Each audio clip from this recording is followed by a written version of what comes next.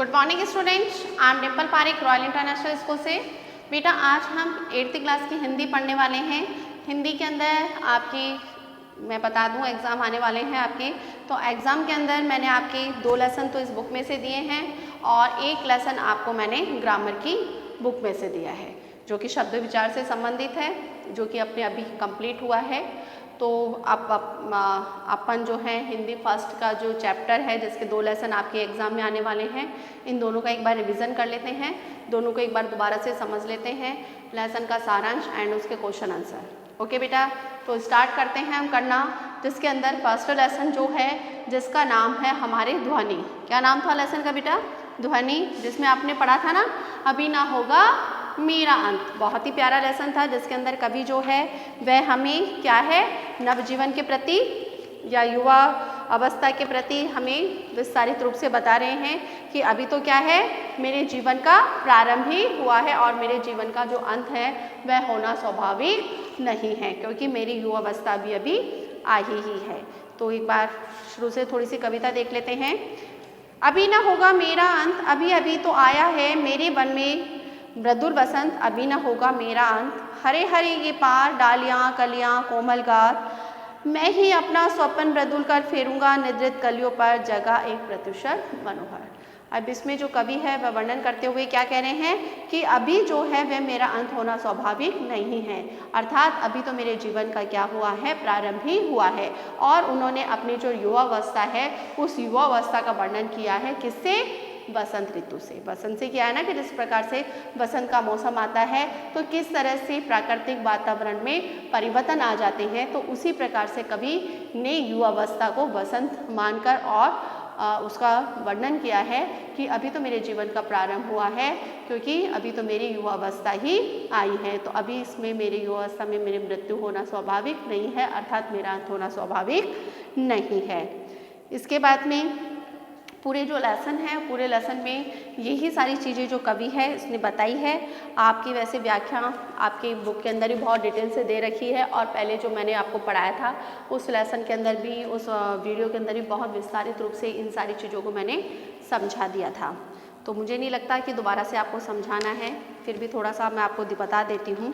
देखिए इसके अंदर कवि बता रहा है आपको कवि आत्मविश्वास के साथ अपने आलोचक कौन है जो कि उसकी क्या करते हैं उनकी कविताओं की आलोचना किया करते हैं। आलोचना जानते हो ना, निंदा नहीं, आलोचना। आलोचना यानी कि उनकी कमियां और खामियां दोनों के बारे में बताना।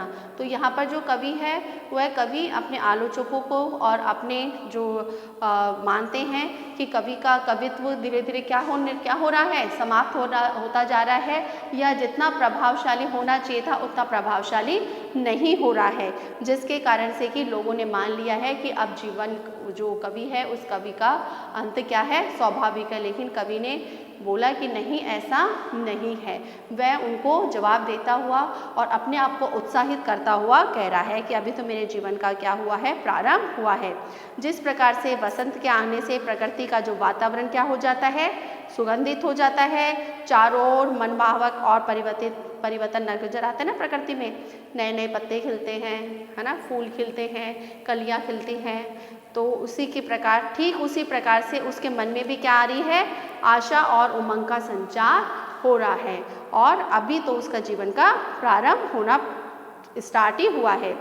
कवि उसके बाद में जो है वह आलस और निद्रा में खोए हुए लोगों को, अर्थात जो पदभ्रष्ट हो चुके हैं, अर्थात जिनको अपनी मंजिल का एहसास नहीं है, जिनको पता नहीं है कि हमें हमारी मंजिल किस तरह से प्राप्त करनी है, या जीवन से जिन्होंने पूर्ण रूप से निराशाएं ले ली है या उनका जीवन पूर्ण रूप से निराशाओं से भरा हुआ है, उनको उत्साहित करता हुआ कवि उनको क्या कर रहा है समझा रहा है कि भाई अभी तो आपके जीवन का प्रारंभ हुआ है, अभी से इन सब चीज़ों को क्यों आप सोच रहे हैं। जैसे वसंत में प्रत्येक पत्ता डालियाँ कोमल और कलियाँ अधखिली होती है और बसंत उन कलियों को अपने मधुर सपनों अर्थात कोमल हाथों के द्वारा जगाकर नए सवेरे का प्रारंभ करता है, उसी प्रकार से कवि भी क्या कर रहा है ऐसे निराशावादी जो व्यक्ति है उन निराशावादी व्यक्तियों में नई ओजस्वी वाणी का संचार कर रहा है, युवाओं में उत्साह का संचार कर रहा है, साथ ही साथ जो आलस से भरे हुए जो युवा वर्ग है उन युवा वर्ग को भी जगाने के चेष्टा कर रहा है और उनको सही मार्ग पर जाने की क्या कर रहा है, सही मार्ग पर जाने के लिए उनको अग्रसर कर रहा है। किसके माध्यम के द्वारा? अपनी कविताओं के माध्यम के द्वारा। और लोगों के अंदर यानी कि युवा वर्ग के अंदर वह क्या कर रहा है, आशा से परिपूर्ण उनके भविष्य की कामना करता है और उनके सुपथ यानी कि सही राह, सही दिशा में जाने के लिए उनको अग्रसर कर रहा है। नेक्स्ट देखिए, पुष्प पुष्प से त्रतासन लालसा खींच लूँगा मैं, अपने नव जीवन का अमृत सहर्ष सींच लूँगा मैं, द्वार दिखा दूंगा मैं उनको, जो है मेरे जहाँ अनंत अभी न होगा मेरा अंत। उसके बाद में जो कवि है वह वर्णन करते हुए क्या कह रहे हैं कि कवि कहता है कि वसंत बंद कलियों में आलस्य खींचकर मैं उनको क्या कर दूंगा, खिला दूंगा और उनसे अपना अमृत रस डालकर नव का संचार कर दूंगा। अर्थात जिस प्रकार से जब वसंत ऋतु आता है तो वसंत ऋतु में क्या होती है, जो कलियां जो होती है, जो बंद होती है, वह क्या हो जाती है, पूर्ण रूप से खिल जाती है और विकसित होती है और एक फूल का रूप धारण कर लेती है। तो उसी प्रकार से वह भी क्या करेगा कि युवाओं का जो आलस्य है उस आलस्य की भावना को क्या करेगा, दूर करने का प्रयत्न करेगा और लोगों के जीवन के प्रति आशा और उत्साह का संचार करेगा, जिससे कि लोग जो हैं यानी कि युवा वर्ग है वह आगे की तरफ अग्रसर हो। वह अपनी कविताओं के द्वारा उन्हें अनंत परमात्मा तक पहुंचाने का मार्ग दिखाएगा। बेटा यहाँ पे अनंत परमात्मा तक पहुंचाने का अभिप्राय क्या है, उनकी मंजिल तक उनको पहुंचाना। जो सपना उन्होंने देखा है उस सपने को साकार करने से यहाँ पर अनंत परमात्मा का से अभिप्राय है। उसे पूरा विश्वास है कि अभी बहुत समय तक अपनी रचनाओं के द्वारा वह लोगों का क्या करेगा, मार्ग प्रदर्शित करेगा, अर्थात उनको अपनी कविताओं के द्वारा युवा वर्ग को उनकी मंजिल तक पहुंचाने की चेष्टा करेगा। क्लियर बेटा, ये आपके लेसन का सारांश था जो मैंने समझा दिया है आपको। अब थोड़ा सा इसके क्वेश्चन आंसर की तरफ चलते हैं बेटा। इसके अंदर जो बताया गया है, देखिए क्वेश्चन आंसर बहुविकल्पीय प्रश्न आपने कर लिए होंगे वैसे तो सारे क्वेश्चन, काफ़ी बच्चों ने मेरे को नोटबुक भी चेक करा दी, फिर भी दोबारा से रिवीजन है बेटा। ये कवि ने वसंत को बताया है, क्या बताया है, मृदुल। कवि कलियों पर कोमल हाथ फिराकर क्या करना चाहता है, उन्हें जगाना चाहता है।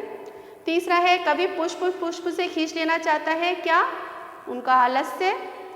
कवि अनंत को द्वार दिखाना चाहता है, किसे, फूलों को।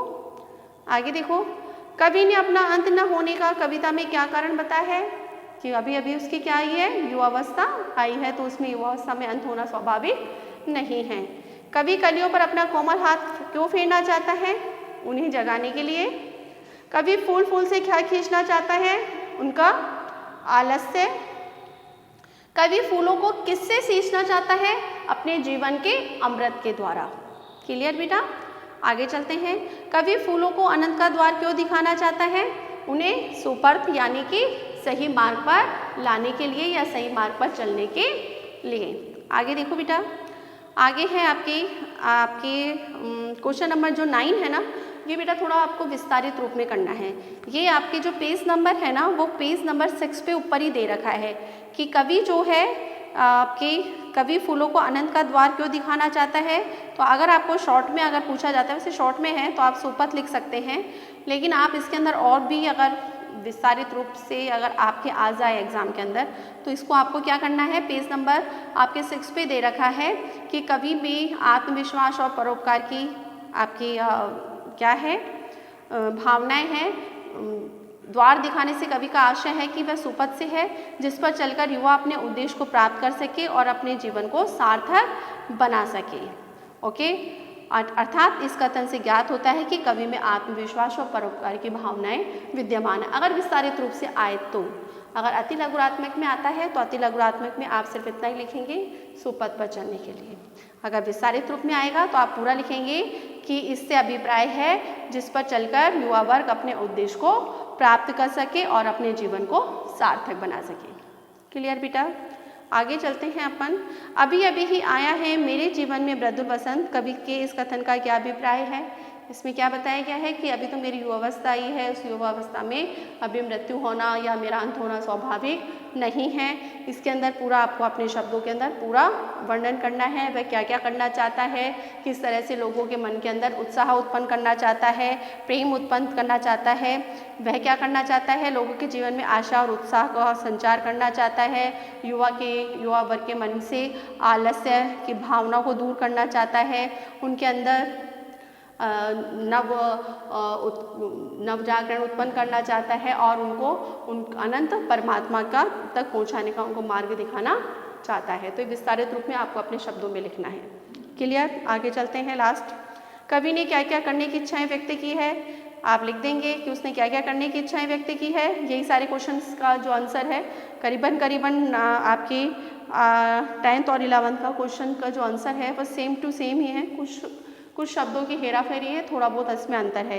तो कवि क्या क्या करने की इच्छा रखता है, वही सारी चीज़ें आएगी। युवाओं के मन से आलस्य की भावना को दूर करना चाहता है, युवा वर्ग को आशा और संचार भरना चाहता है, उनमें उत्साह की भावना भरना चाहता है और अपनी कविताओं के द्वारा वह उनको उनकी मंजिल तक पहुँचाना चाहता है। सारी चीज़ें आप इसमें विस्तारित रूप से लिख देंगे। लास्ट है, ध्वनि कविता में कवि निराला के कौन कौन से गुण आए हैं। तो आपको कवि के गुणों के बारे में लिखना है, कविता के गुणों के बारे में नहीं लिखना है बेटा, कवि के गुणों के बारे में लिखना है इस कविता को पढ़कर कि इसके अंदर कौन कौन से गुण आपको उनके देखने को मिलते हैं। कुछ गुण जैसे मैं बता देती हूँ, आत्मविश्वासी, दृढ़ संकल्पी, आपके निडर, परिस्थितियों का सामना करने वाले, जीवन के प्रति आशावान और उत्साहित होना, आलस्य पूर्ण रूप से उसका परित्याग करना, है ना, आलस्य रहित जिसे हम बोल सकते हैं।